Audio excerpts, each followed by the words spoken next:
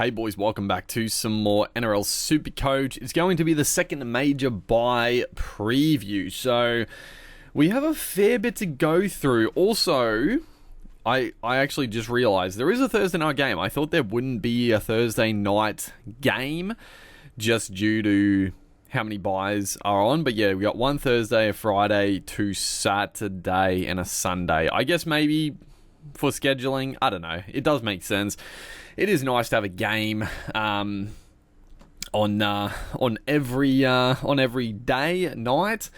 One thing, a little off topic here, but obviously the Test Championship is currently on, and I was excited to watch it. I'm like, with less footy on, this will be good. Cricket's there'll be a good Test match of cricket. Fucking, it's not on KO. It's on fucking Amazon Prime. I've got too many damn subscriptions. A little bit of a rant, but I can't believe they're not playing it on KO. You have to have fucking Amazon Prime to watch the cricket. That's insane, dude. The amount of goddamn rant over. I'm not going to keep going. Let's get into what we have to get into. So, right. Team list, there weren't too many bombshells or anything. The only major one is our boy Sandon Smith. I gotta be honest, very harsh. Now, I've heard a few people mention that the kicking game of Savala probably works better with Walker, and sure, but personally I think Sandon Smith is very hard done by to lose his starting spot for Savala. I think, don't get me wrong, Savala has been very good the last few weeks, but I think Sandon Smith he's been electric. He's been sensational. Now, maybe that's bias with Supercoach purposes thrown in, but I think Sandon Smith has been very, very good in the halves this year. I was very excited, not only Supercoach, but I was excited to see how Smith and Walker would combine. It could be very high-tempo attacking play, but not to be. It's a talking point now what to do, because obviously I don't have a dummy half really. We'll see. Like, I wouldn't be shocked if there's like a late change and Smith starts, but I don't know. It's weird because like you got Ducker Clay on the bench as well with Sandon Smith. Like, I don't know. I wouldn't be shocked if there's some sort of change in this team, but the question now is, what do we do in the dummy half spot? Thankfully, Smith does have a low break even. It's only 39, so even if he plays reduced minutes, he's not going to drop like a heap of cash. However, obviously, depending what happens going forward, he is a sell at this point, depending, which is unfortunate. I was very happy to potentially hold him as a keeper. I thought he might even keep the goal kicking because he's been striking them brilliantly, but that's a bit of a pipe dream now. So we'll have a look at dummy halves.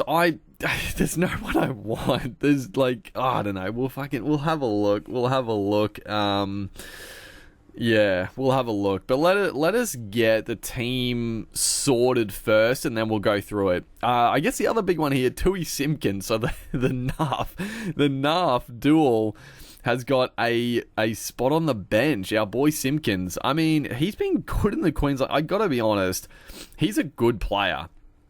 I'm surprised he hasn't been given a crack, but he does get a crack now in the second major bye. If he can jag some decent minutes and jag a bit of attack, oh baby. I'm not expecting much. Obviously, I'm not expecting much at all, but it's funny. It is funny that he's come in for the second major bye. Yeah. It's pretty funny. If he could just jack some attack, that'd be sensational. But he does come in, so I guess we will start our boy Simpkins. He will come in. Obviously Tino out, Kawatoa out.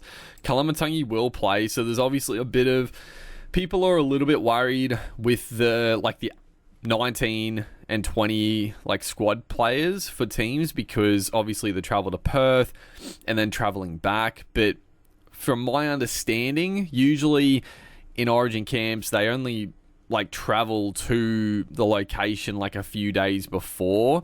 Obviously, because it's in Perth, they might travel a little bit earlier, but the extended squad players would get released. Now, I don't know, maybe The only situation, maybe if there was like a niggle in camp and they were worried about somebody, maybe they would keep someone over, which could cause issues. But for the most part, like, they'll be playing. So don't worry about like the extended squad players. They should be playing. There would have to be like injuries for them to not play. So don't stress, like, because it's in Perth or whatever.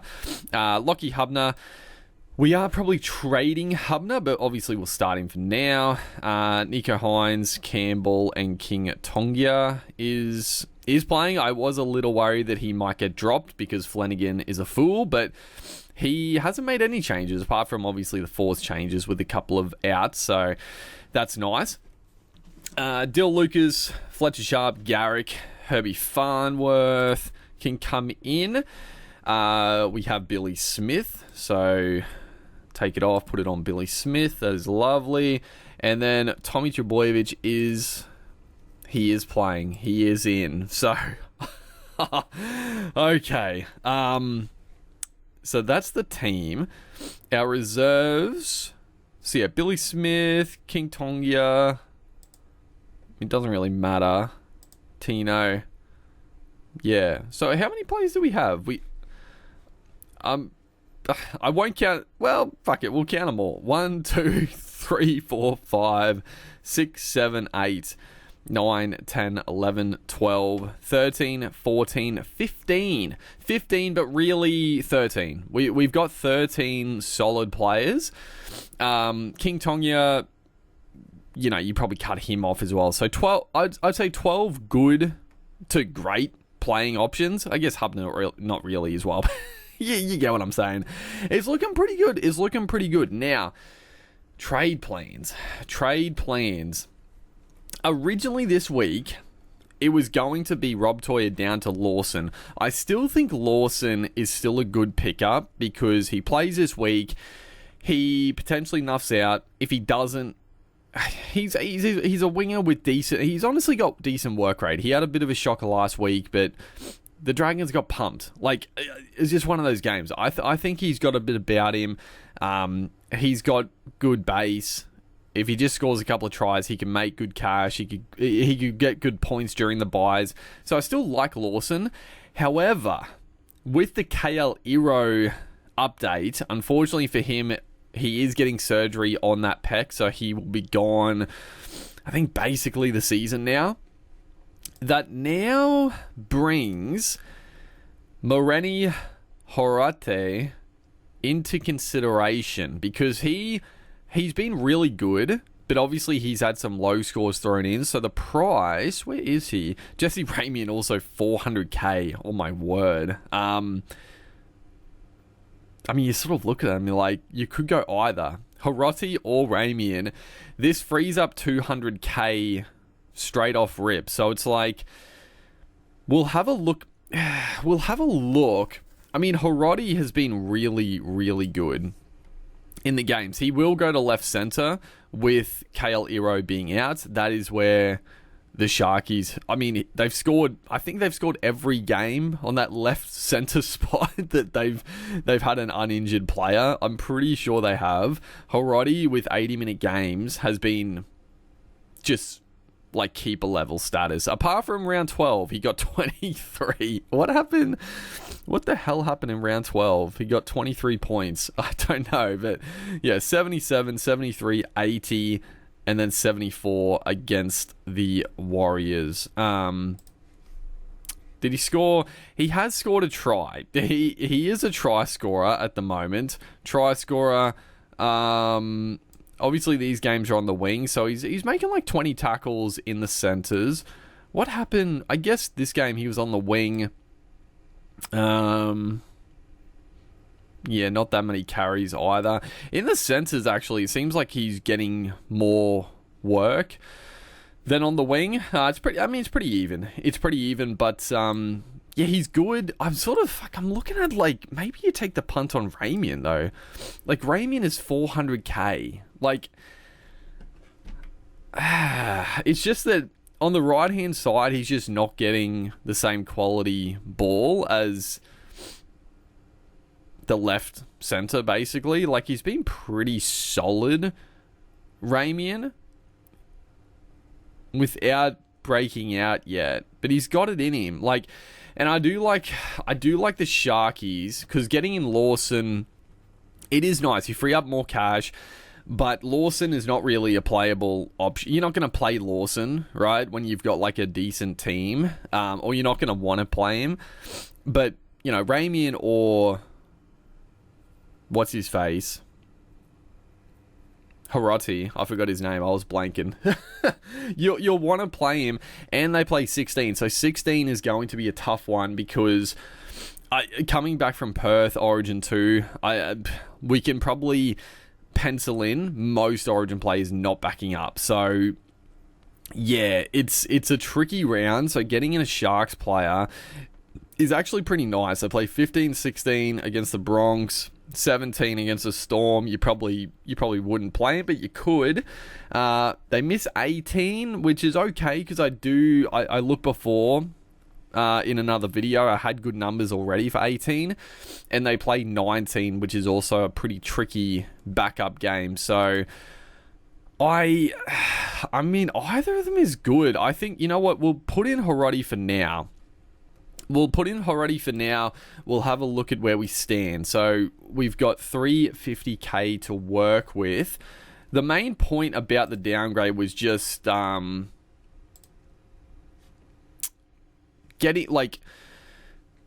enough, which I think is fine. This stage of the season, like that is the one thing. Having like too many good center wingers, you're gonna have to sit like probably one or two when you're full strength. I mean, you don't have to necessarily, but there's going to be some tough weeks where you have to make the 50-50 calls, like who to sit, which it can be annoying, but the depth is good. He's a good play over the next few weeks. I do like the Hiroti pickup. It also freed up a bunch of cash, which obviously the cash is important, but I guess at the end of the day, someone like a Billy Smith, he is another guy that after these buys, if we're looking to get some money, nuff out Billy Smith to a genuine nuff, like a center wing dual player. Nuff him out, and you know, Bob's your uncle. We're sweet on that front. We can definitely have enough in the center wing. It would be handy to do occasionally. So I'm pretty locked into that at the moment. Now, we got plenty of numbers. So originally my plan was sort of like Lawson, and then bring in Ewan Aiken and Toby Couchman. I'm sort of off that. Like, I think I don't mind one of them, but I definitely don't think I need to bring in both. I think it's just a bit of a sideways wasted trades, because we've already got the numbers for this round. Sure, like, okay, yeah, Couchman or Aiken, if they get a try and they go like 80 plus, then sure, it would have been a good pickup, but they could score like, I like Couchman a lot. I mean, I like both of them still. So I like the idea of getting one. The other big one though is Jacob Kiraz. I genuinely think I'm very tempted. Now, originally, I was looking at my team and I'm like, I don't know where I fit him in.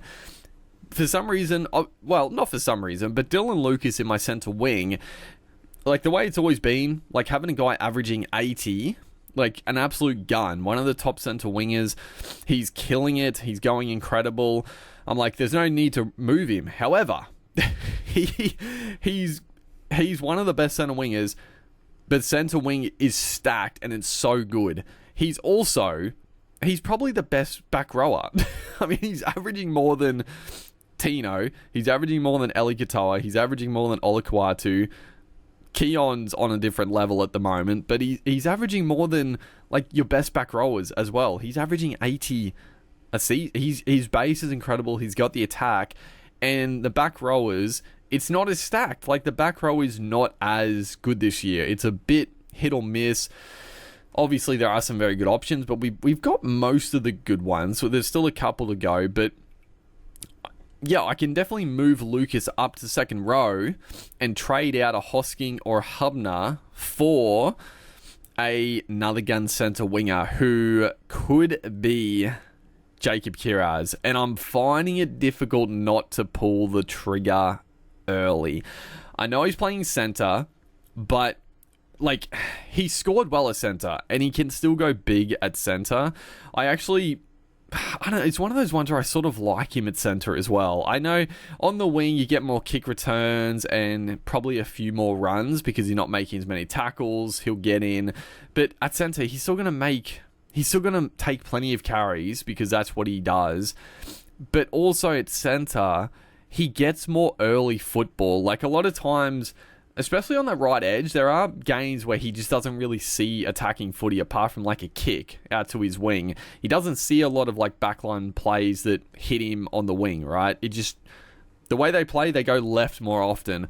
But they do go to like a Stephen Crichton pretty early, give him early ball, give it to Kiraz one-on-one. He's beating that first defender more often than not. So I really, and against the South Sydney Rabbitohs this week, he could carve up. Now, the one thing is, they obviously have a bye this week.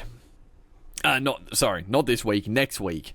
Next week could be tricky. The other guy that I'm very, very keen on, and honestly, I'm probably going to go, is Jermaine Asako. I also really like Asako. I think, obviously, a big score last week is a lot of people are going to be picking him up. It's a bit of a vanilla trade, but Asako has been rock solid. He's always had the base with the goal kicking. He's a tackle buster as well. And the Dolphins are humming. The Dolphins have a good draw. They cover this period well. Asako was at a good price. I mean, let's have a look at Kiraz and Asako, because it's a tricky one. I think, both of them could hurt you this week, either or. They both could go massive, for sure. It's just the fact that Kiraz has a bye next week, which does make it a little bit nerve-wracking. He's $770k. He's still the most expensive centre winger, which is funny. 105 break even. I would not be shocked if he hits that, but hopefully he doesn't go like 150. It's just the fact that, like, also coming off like an injury. I know he looked really good last week, but there's always that like second week is sort of another sort of difficult, like, potential re-injury risk. And then he's got the bye, and then he plays 17, 18, 19, 20. Like, like Lomax, I think he is a must-have in round 17, even against the Panthers. I'm not really worried about bringing him in against Penrith. I'd be happy to pull the trigger on Kiraz. So I love the idea of going early. As you can see, people are bringing in Lawson, Farnworth, Drinky, Asako, Tedesco, Lawson, Asako, Kiraz, Asako. So fairly stock standard. Because Asako, 625k, coming off a 130. He'll have a low break even. He'll have a -6. So, you've got to go this week if you're going Asako. He comes into the Cowboys, who are depleted. Then he plays 16 as well, which is beautiful. 16, 17, misses 18. But again, I think 18's not too bad. And then he also plays 19, 20. You could potentially trade him out after like 19, 20 against the Cowboys if there's another center winger that you're looking to target. But yeah, we don't. I don't know. Yeah, I think I answered my own question there. I'm gonna go Asako over Kiraz. I am. Now the question is, who do I trade out? It's either Hubner or Hosking. Both are good trade out targets. Hosking doesn't play this week. Hubner, unfortunately, like, I was thinking Hubner could be a decent hold over this period because if Kalamatangi made Origin, then Hubner would probably go up to like 50-odd minutes again. But because Kalamatangi is playing 80 minutes through the middle, Hubner's minutes are definitely capped. There's just not enough minutes to go around. He does play the backup.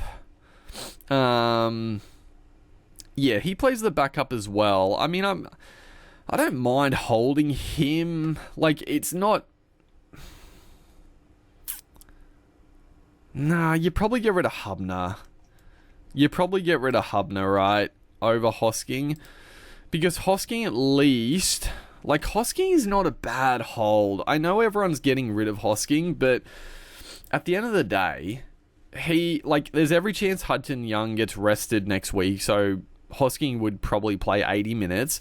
Then he'll play 18, and he'll play 80 minutes with Hudson Young in Origin, and then you trade him out. So I think you get rid of Hubner this week. He's got more money to make. He's got a 12 break even, so it does feel a little bit yuck to trade him out, but I think it makes sense. Like, I'd rather play Hosking next week than Lockie Hubner. I know Hubner's gone like 60-60, but he's got two tries, his 2 line break assists, both to Keon. But he's only playing like 36 minutes. Like, what is he playing? Yeah, 30, 38, 39, 37. It's just not enough. Like, typically, he's going to get like 30, high 30s, 40 points. It's just not enough. If Keon wasn't playing 80 minutes in the middle, then sure, but you know what? Yeah, I think this just makes sense. I think it makes sense to get rid of Hubner. As much as, 12 break even, sure, he'll make more money, but I would rather hold Hosking for the future. So let us bring in Jermaine Asako. I think that's fantastic. Still gives us some money to work with. Now the question remains, we still got another trade. I probably will use the other trade. Obviously, we got to be a little bit careful with trades. We got to be a little bit careful.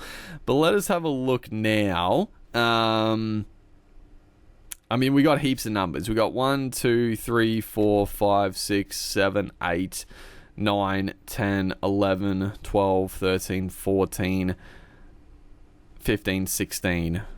We'll say 15. These two guys can combine for 20 points.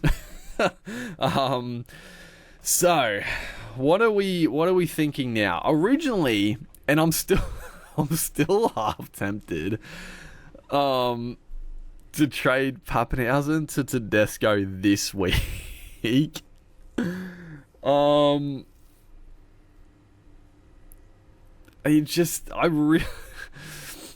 just feels really bad not owning Tedesco. But I don't know if I can. I think it's a bad play. I think it's a bad play because, like, trade Pappy to Tedesco this week, but then you sort of, honestly, you need Pappenhausen back. That's the problem. You need him back, like, straight away. Because... Is it gonna... No? Not gonna show the upcoming... Not gonna show the upcoming fixtures? There we go. Bye this week. South in 16, which is a very good matchup. Sharks in 17, tough matchup for sure, Amy Park. But then the Cowboys during the third major bye, and then Newcastle and then back up. Like, you need him back straight away. Sort of the original thinking here was trade Pappy to Tedesco this week, and then depending on what happens with Trebojevic, if he doesn't quite look right, then make enough money to go Trebojevic back up to Pappenhausen next week. It obviously costs an extra trade to do that, but then you'd have, Pappenhausen, Drinkwater, Tedesco, which are probably the three best fullbacks for the run, unless you want to get a little funky with it. So that was the initial thinking behind that. It's just like not having Tedesco is very scary. Obviously, the Knights have been pretty good defensively, but like they're missing a lot of middle forwards. Like Tedesco is just fucking getting so many stats. They play Newcastle, Cowboys, then another bye. Granted, they do have another bye then.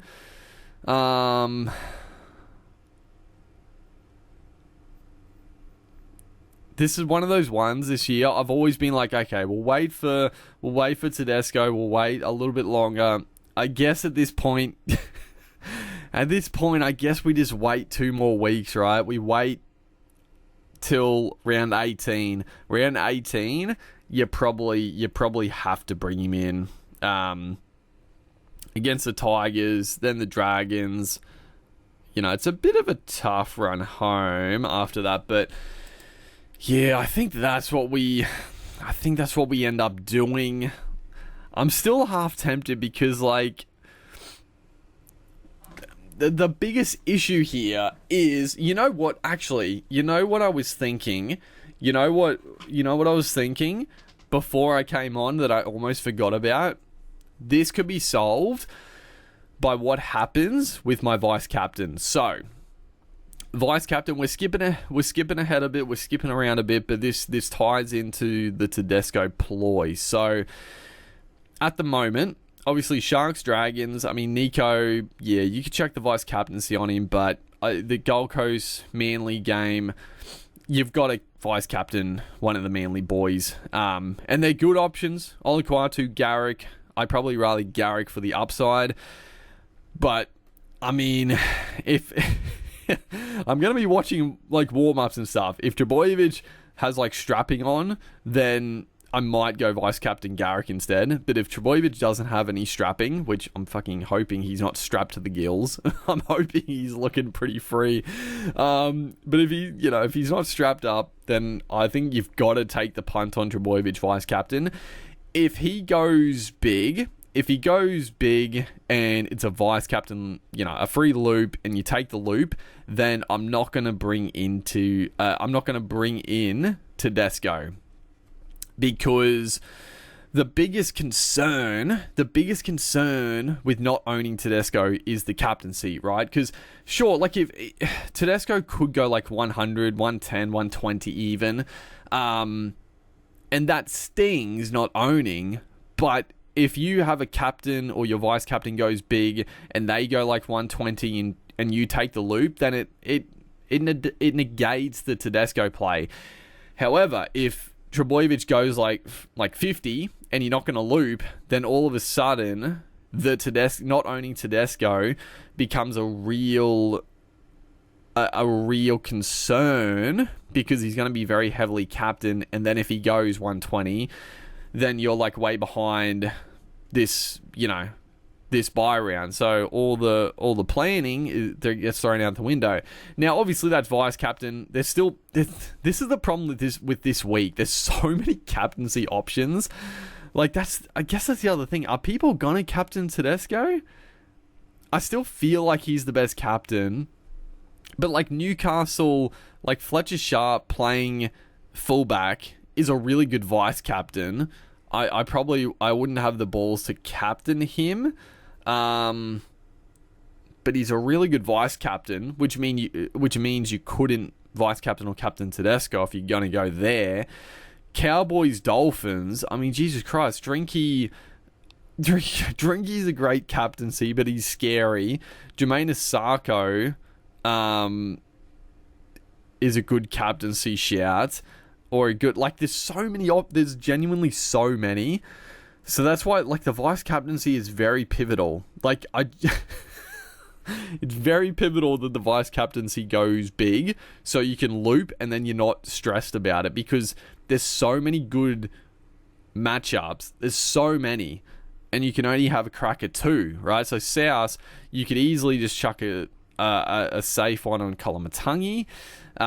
If you brought in Kiraz, I really don't mind like a cheeky throw at Kiraz, but that's also a bit scary. So yeah, I think that's the potential. But yeah, I mean, you could just captain Drinky instead. I'm not going to do the Tedesco play yet. I'm not saying I'm not going to trade Pappy for Tedesco and then trade Pappy back in next week. It's probably not a good idea, so I'm probably not going to do it. But there's the option to do it because I still think Tedesco is like almost a must-have. That's the problem. But at the moment, I can't really fit him in. It's like the Trbojevic Trbojevic can really make my buy round here. He really can make it or break it, honestly. If he goes large, then all is forgiven. But if he doesn't, then there's gonna be trouble. There's gonna be trouble. So in that case, I guess if I'm leaving my options open, I probably shouldn't do another trade. The other guy I do like, though, is I do really like Toby Couchman. However, he does have a bye next week, which is a little tricky. I mean, Ewan Aiken is also a little juicy. I'm not going to lie, I've been eyeing off trading out Tino. I have been thinking about trading out Big Tino. Bit of a sternum issue. He's got a huge break even. And we know, like, if Tino doesn't score tries, he typically scores pretty low. Not pretty... Well, no, that's not true. I mean, his scoring has been sensational this year, really. So, no, he doesn't score low. But with the injury, with Origin...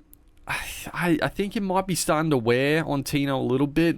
I'd be shocked if he backs up next week. I'd be shocked if he backed up. I mean, the Titans need him to, but at the same yeah, it would be pretty rough. When do the Titans play next week?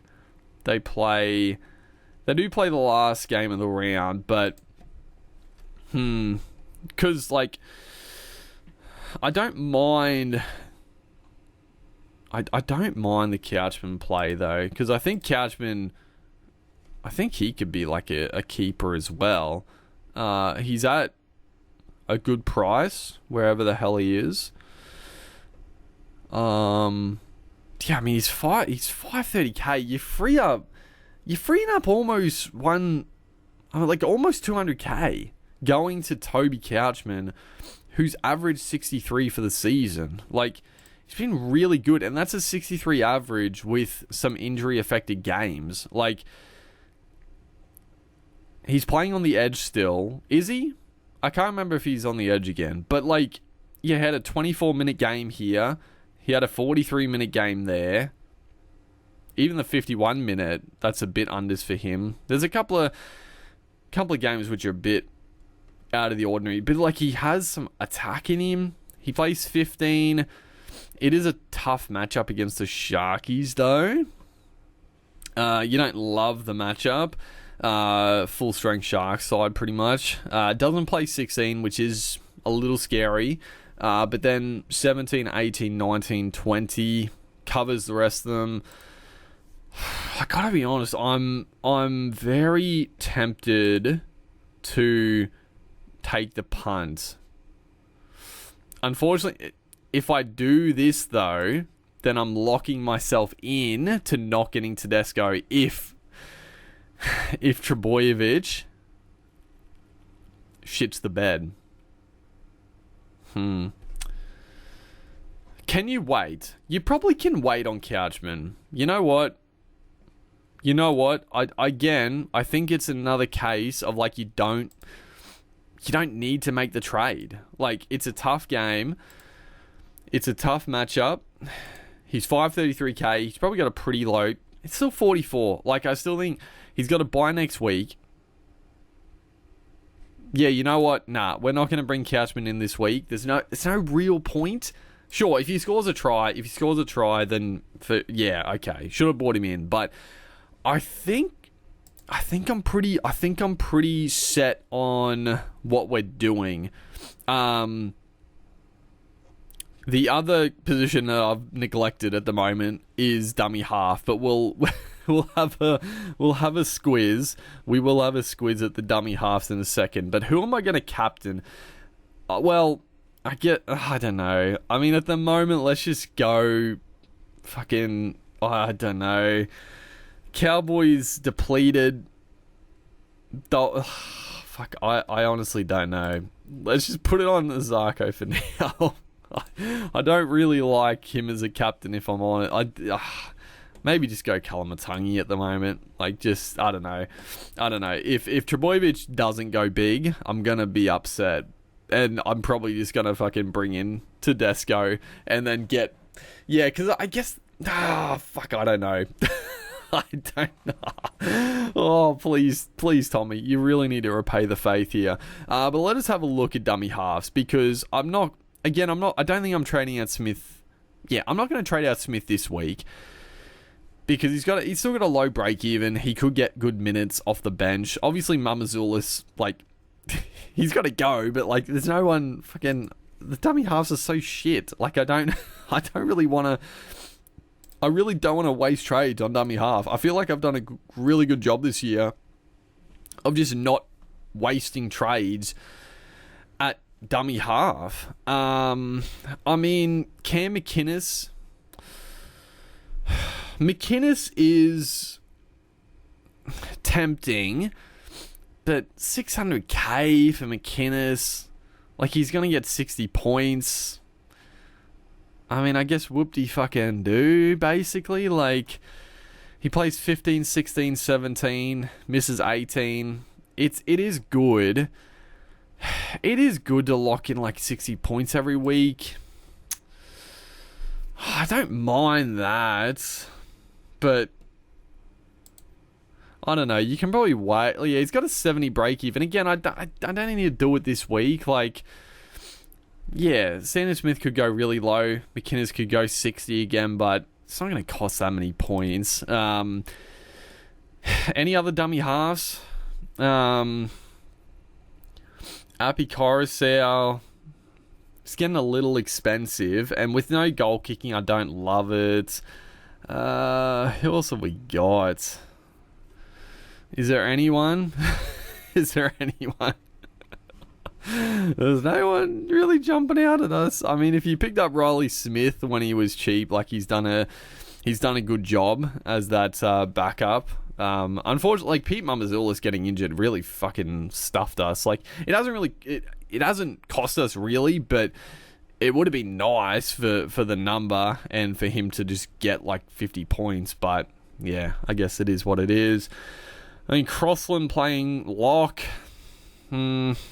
Again, like, who cares? Kurt Donahue, like, he's playing lock, but I don't know. Bring him in to get 50 points. Like, it's just, I don't think it's worth. Like, he's playing big minutes. He is playing big minutes, but scores are like fine. Like, he did get 71 against the Doggies, but man, I don't know. Maxi Plath getting injured, that's a real kick. Because I would have been happy to take the punt on him. Marshall King, 32. Like, what is he? I don't know. I just can't get around Marshall King. Like, he scops too many knocks. The minutes aren't there. Nah. I mean, Harry Grant, he's the guy to bring in, but it's just not the time to do it. It's not the time to do it. I mean, Jane Brayley is Jane Brayley is a downgrade option. He is starting this week. Unfortunately, he will go back to the bench to play like fucking 10 minutes. Otherwise, like, if Brayley hadn't been playing really at all, and this was just like a one-off game, I wouldn't hate doing like a downgrade to Brayley just for this round, and then he can get out of the team. But nah, he's gonna get back to like 10 minutes off the bench. Is there any like enough options for a week? How has Lockie Croker been? Obviously, I love Lockie Croker. Has he been playing big minutes? I feel like he has. No, not really. He has worked into it a little bit. I do like Lockie Croker, but yeah, not yet. I don't think I'm gonna bother. I think I'm just gonna hold my dummy halves. It's disgusting, but like I don't know. There's no one to go to. Like, there's no one I want. It's a bad position, bro. It's a fucking awful position. So I just don't want to waste the trade. So yeah, we'll ride it like this for now. I think I'm pretty content with where we sit. Like, if we look, the main thing with the buys is having those big scoring players. Now, the Sharkies, we got the main guys, you know, someone like a Nrl, like someone else, like, yeah, could go big, Molitalo, but you don't want to have too many Sharkies. Dragons, there's no one really from the Dragons. Like, Couchman's good, but a buy next week, I don't think it's worth really this week unless you need the numbers. Gold Coast, we've got Campbell. There's no one else, really. I want from Titans. Manly, we got plenty of Manly. Newcastle, we got the big guns. Roosters, we got plenty of Roosters, but I we would like Tedesco. That's the one guy that's scaring me. Cowboys, we got Drinky. Someone like a Lay, but like, yeah, there's no room. There's no room for it. Dolphins, we brought in the Zarko. We got Herbie. We got both sides covered. South, Doggies, Kiraz would be nice, but we're going, obviously, Zarko over Kiraz. I guess going forward, who are we going to get, like, Kiraz in for? I guess ideally, it would be Billy Smith. Or I guess even Hiroti. Like, if Hiroti made like a bunch of cash, like it could be Hiroti. That's the problem. Like, who do we trade out for Kiraz after the next buy? We are stacked. We are stacked in the center wing. I don't know. But that, I mean, it's looking pretty good. It's looking pretty good. I can't complain. Going forward, let's have a look. Just another quick roundup. Round 16, which is going to be a very tricky round. So no Manly, which is tough. We got heaps of Manly players and good Manly players. No Dragons, which is fine. We've only got Tongia, so that's fine. And then no Doggies, which is also fine. You know what? Round 16 is actually not too bad for me at the moment. Obviously, holding Hosking is handy.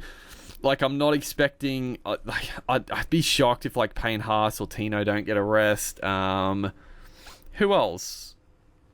We don't have any other Origin... Lomax. I'm not going to lie. I do hope Lomax backs up because they do take on the Titans. It is the last game of the round. I mean, Lomax is a freak. I hope he backs up. I do. But we got plenty of centre wing cover with Hiroti coming in. That's why I do like Hiroti over Lawson if you don't need the massive amounts of money. If you need, obviously, more money, then sure. I still think Lawson is a good pickup. He could score a fucking hat-trick this week. Like, you know, Lawson could easily go over for a couple of tries against the Sharks. Well, maybe not easily. It is a tough matchup. I would expect the Sharks to come out strong in this one. So, yeah, maybe not easy. But he could. So, round 16, it's actually looking pretty good. Yeah, I don't mind that. And then going forward, round 18. So, no... well, let's just have a look at numbers for now. So, I guess we'll count Sanders Smith for now. 1, 2, 3, 4, 5, 6, 7. I will count Tongia because I could...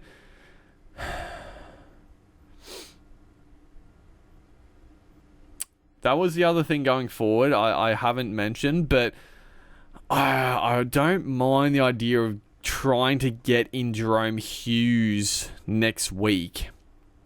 It could be a little tricky. It could be a little bit tricky with the money.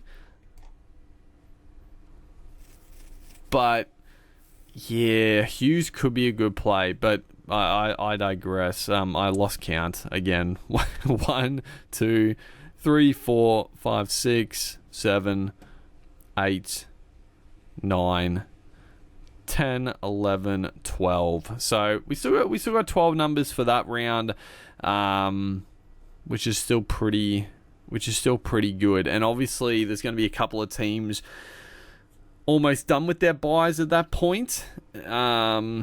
So we could be looking to get in a couple of keepers for the run home to cover that buy as well. Like, someone like a Kiraz and a couple of others. But yeah, I think we're looking okay.